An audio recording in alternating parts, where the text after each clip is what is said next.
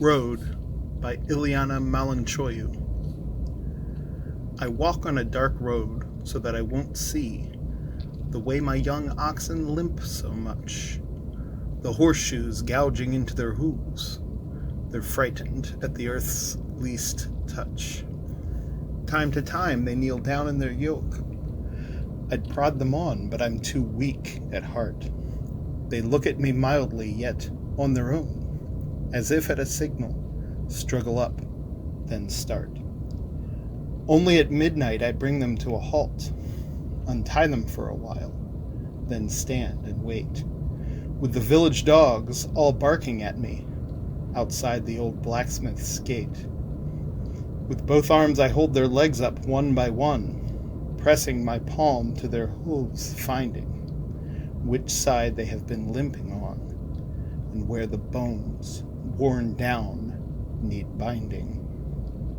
Through the fire the old man passes nails, settles each into its place, pounding it in then, and when the nails bend, stabbing into flesh, pries them, blood-stained, back out again.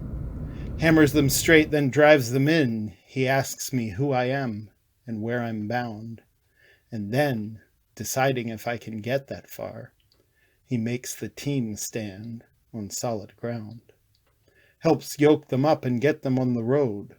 They trudge along, limping at first and slow. The dogs keep barking a while, then let us be, and the wounds heal themselves as on they go.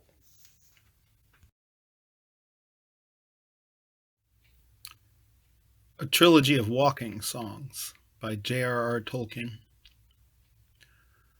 Roads go ever, ever on, over rock and under tree, by caves where never sun has shone, by streams that never find the sea, over snow by winter sown, and through the merry flowers of June, over grass and over stone, and under mountains in the moon.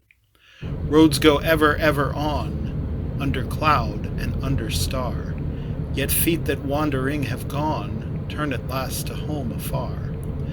Eyes that fire and sword have seen, and horror in the halls of stone, look at last on meadows green, and trees and hills they long have known. The road goes ever on and on, down from the door where it began. Now far ahead the road has gone, and I must follow if I can, pursuing it with eager feet, until it joins some larger way, where many paths and errands meet, and whither then I cannot say.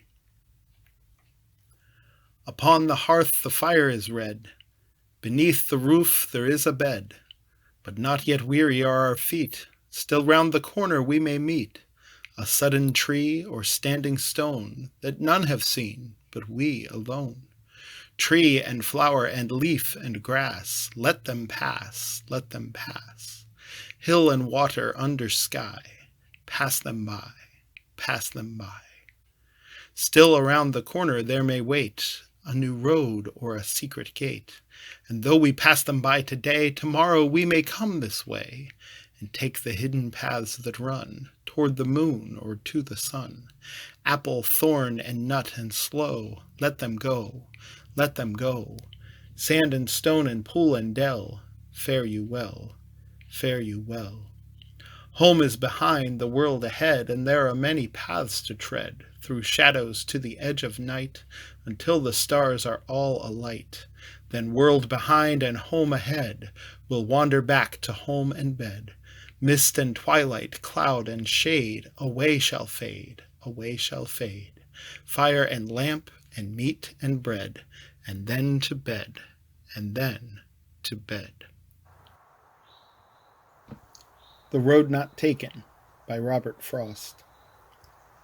Two roads diverged in a yellow wood, and sorry I could not travel both, and be one traveler long I stood, and looked down one as far as I could to where it bent in the undergrowth.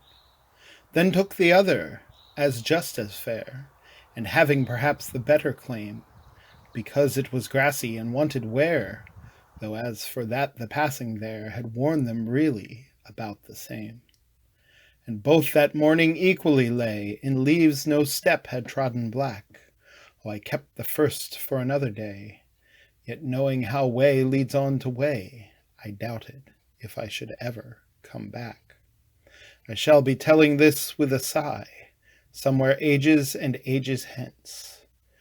Two roads diverged in a wood, and I took the one less traveled by, and that has made all the difference.